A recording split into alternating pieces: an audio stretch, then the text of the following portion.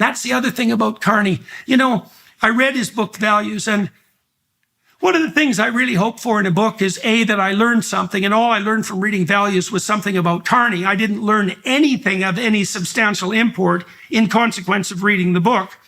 And I learned that he didn't have a single original idea. There wasn't a single original idea in that entire book.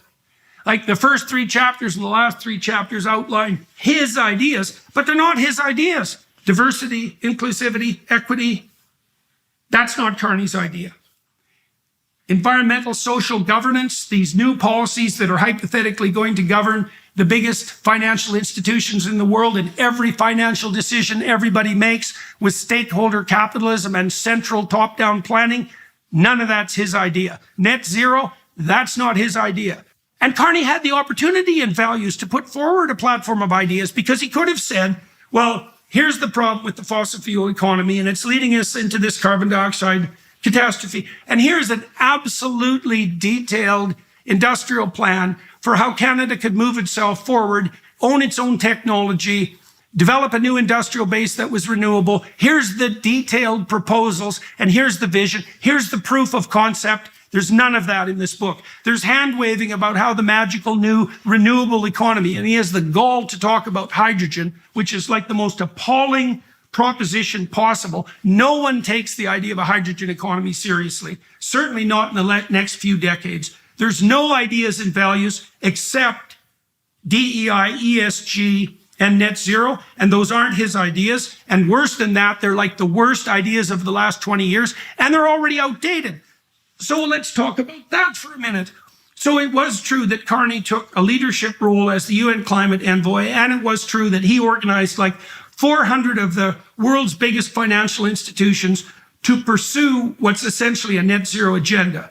And that happened, let's say, roughly 5 years ago. Okay, so let's ask ourselves, what's happened in the interim? And the answer is, despite his success in doing so, all the big players have bailed out.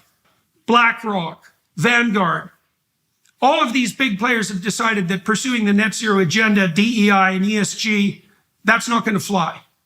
And so even if you believe that Carney had been properly successful in organizing these big financial institutions to hit the net zero targets, you're faced with the problem that they don't think so anymore, and that whole coalition is falling apart. So my interpretation of part of the reason that Carney is motivated to become prime minister is because his international career has collapsed in failure.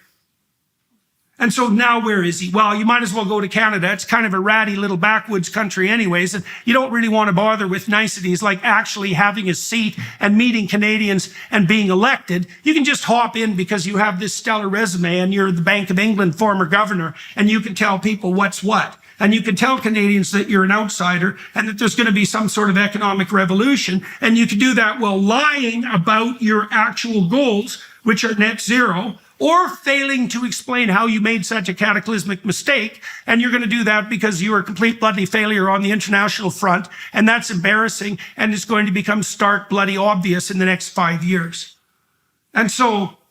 And then I would say, as I already said, that if that wasn't the case, then Carney would let Canadians get to know who the hell he is.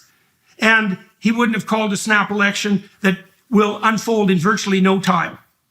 And I might also say he would have agreed to come on this damn podcast as well, because I offered him that opportunity because I could be sitting here talking to him. And his staff was reasonably polite in their insistence that they couldn't find the time. But I'd also like to point out that I interviewed Poilievre relatively recently, and that was by any standard of evaluation, the most successful political interaction in terms of distribution and impact of any Canadian political move in the last 100 years. We got something like 50 million views. And so if Carney actually wanted to communicate to Canadians, even Canadians like me, well, he had the opportunity. You know, and I might say, well, if I was Carney, I wouldn't have come on my show, and that might be true because I'm not a fan. And I would have done my best to be like a reasonable interviewer, and I'm kind of an agreeable guy, so I probably would have been. And I can see why he didn't want to do it, but he didn't do it. And so you can make of that what you will. And then you can also read between the lines if you're willing. You watch how he responds to press inquiries and who he talks to. Talking to CBC doesn't count, right? Or CTV, because the Canadian legacy media is heavily government subsidized. And so he doesn't like talking to reporters anyways, but those he talks to are government funded reporters. Well, he won't talk to me. And he won't sit down with me for 3 hours and hash this stuff out. And I would have done it politely, skeptically. You know, I've done interviews with 500 people, and many of them had political views that I didn't agree with. Many of them were, well, the Democrats, for example, Tulsi Gabbard and RFK, Dean Phillips, who had held positions that ideologically would have aligned with Carney at least at one point in their political careers. And so that opportunity was open to him, and he didn't take it. And so instead, I'm talking to you directly about who Mark Carney is.